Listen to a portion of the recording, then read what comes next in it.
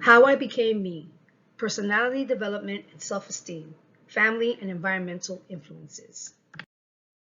What influences our personality development? It's what we've been talking about throughout our entire semester in one way or another.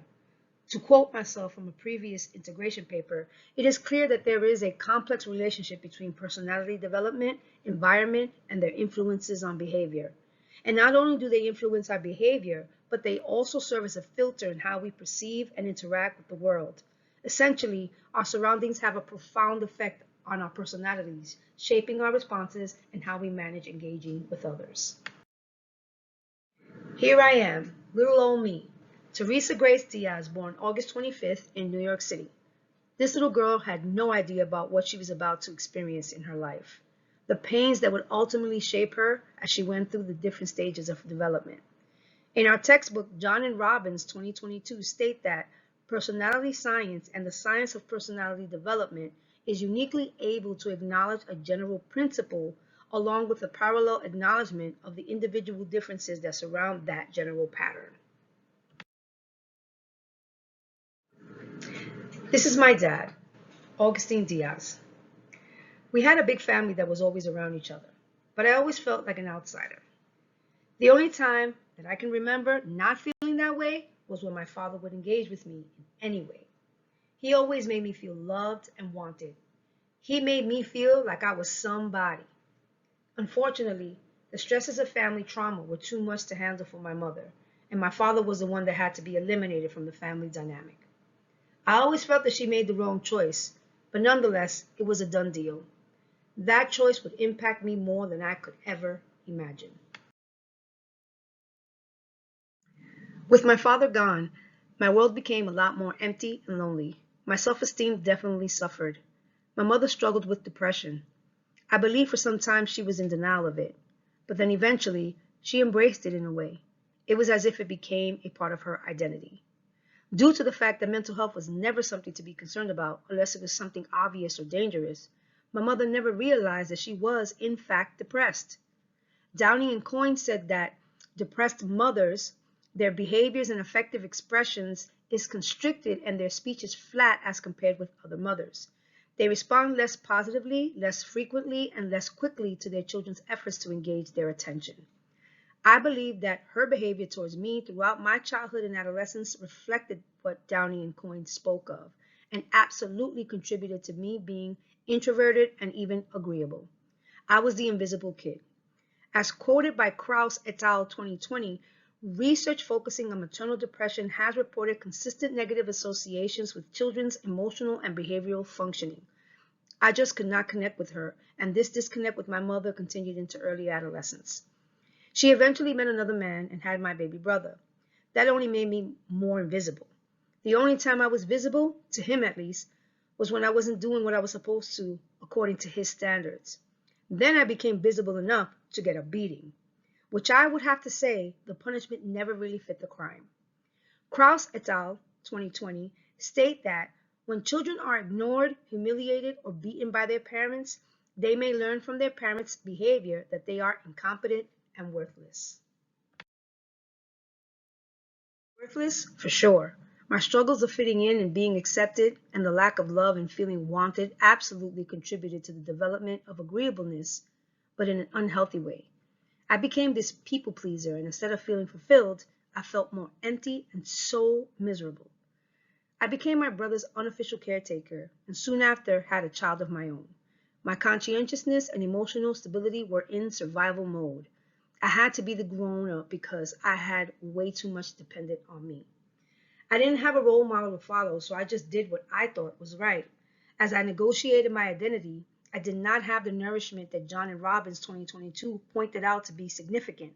They refer to this process as the processes through which people give, receive, and interpret such nourishment, a set of processes known collectively as identity negotiation. This nourishment was lacking for me. By the age of 24, I had gotten into a relationship that lasted about 5 years and resulted in two more children, during which I also went back to school and obtained my GED and my associate's degree. However, I couldn't help but feel as if I was still a failure. After another failed relationship, here I was again, juggling the responsibilities of single motherhood. I knew I had to make better choices, but my low self-esteem was like a roadblock. Ritz et al. 2016 states that recent longitudinal studies have demonstrated long-term effects of adolescents' low self-esteem on major life outcomes in adulthood. My agreeableness was not helping at all, and I was tired of getting the same result. I saw myself for who I really was, as uncomfortable as that was, and I knew exactly what I needed to do to become the person that I wanted to be. There was this intrinsic motivation that came over me. According to Lazarus in 2006, the activation of traits depends on environmental circumstances that are made functionally equivalent by the disposition of trait. Balasana et al. 2016. As I started to work on myself, I noticed a shift in the way others engaged with me. There was a sense of respect and a consideration that sometimes still takes me by surprise.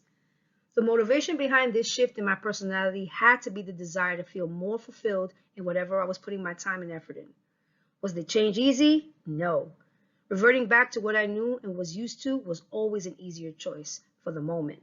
I had to remind myself that this was about changing the dynamics of how others engaged with me, just as much as it was about me changing myself. This kept me on track. The realization that I experienced previously did not prepare me for what was to come. Life narratives, episodes with a turning point, are often used to define transitions between life phases.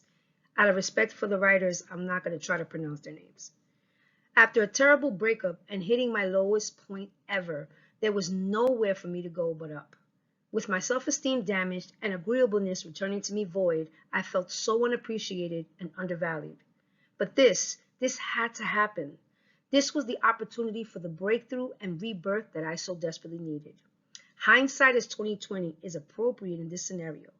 I know that the brokenness, unworthiness, all those ill feelings were all meant to push me to become the best version of myself I needed to become.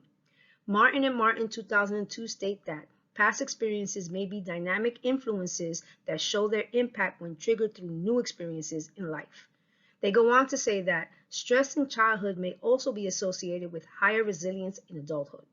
I have to say that due to the things I went through as a child, I was better equipped to manage through my hard time. I have to say that I have completely embraced and love who I've become. The personality changes I went through definitely made me a better person, and I appreciate those life lessons. Clearly, growth is ongoing. It is the work that keeps on working. Irving and Williams, 1999, arrived at a similar sentiment when they posited personal development is very much an open-ended agenda. My now boosted self-esteem and elevated self-worth propelled me into the current season of my life, where I am doing pretty good for myself and my family. I eventually got my bachelor's degree and a better job working for CUNY, and now pursuing this master's degree. My children are all doing well, and I have beautiful grandbabies. I also have a new man. Well, he's old news. We've been together for a while, but for the paper's sake, he's a new man. My kids are always praising me as a mother and as a person. I love that for me and for them. I took my struggles and made them into my lessons, passing those on to my kids. Both of my daughters are amazing mothers.